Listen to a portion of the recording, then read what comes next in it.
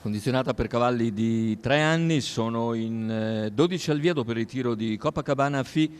Lo schieramento: 1 Caribre Isaiah TRGF, 2 Corin Matto, 3 Caio Vettonio, 4 Camargue Best, 5 Calimero, 6 Camille Laser, seconda linea, 7 Carabiniere Pell, 9 Corallo Pink, 10 Cagliostro Col, 11 Cooper GV, 12 Coiba LG, in terza fila 13 Capuzzi, macchina che accelera e stacca in questo momento con la velocità di Camargue Best, che conquista la testa nei confronti di Caio Vettonio.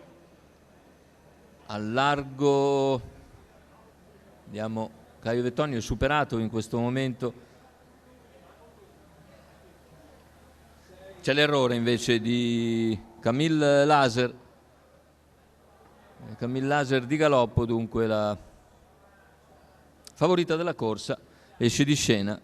Camargue Best in vantaggio nei confronti di Cooper GV, che ha colto ottima partenza, poi Caio Vettonio, mentre i primi 400 se ne vanno intanto in 37. All'esterno cerca di progredire Cagliostro Col, che raggiunge ora il sediolo e poi anche la testa della corsa. Camargue Best ha cercato di rallentare il ritmo nella seconda frazione, intanto attacca Cagliostro Colli, 2 compagni di scuderia alle prese. Dopo 800 metri in 1:1:9 c'è stato un 14:6 davanti alle tribune, insiste Cagliostro Col, va all'attacco di Camargue Best e se ne va via il chilometro in 1:17:3. I 2 alle prese.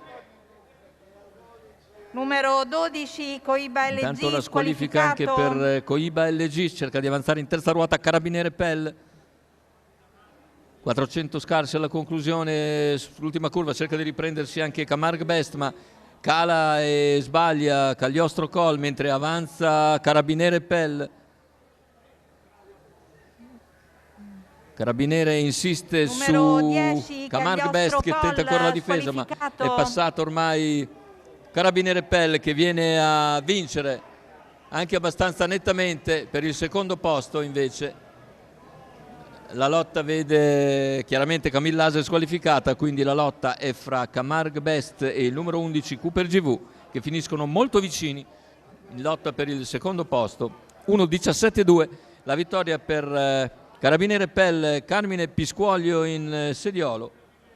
Andiamo a rivedere le fasi finali. La vittoria abbastanza agevole in fondo per